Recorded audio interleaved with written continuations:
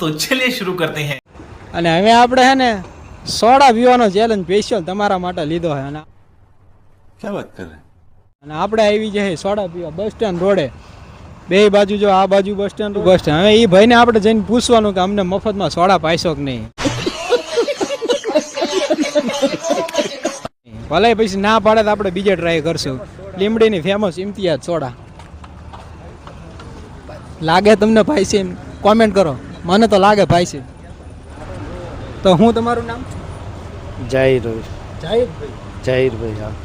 ભાઈનું નામ છે જાહિદભાઈ. જાહિદભાઈ, અમારે એવું હે કે અમને યુટ્યુબમાં ચેલેન્જ મળ્યો છે એક સબસ્ક્રાઈબર તરફથી કે તમારે ગમે એક ઠેકાણે જવાનું છે ને ફ્રીમાં સોડા પીવાની, તો તમે અમને સોડા પાઈશો?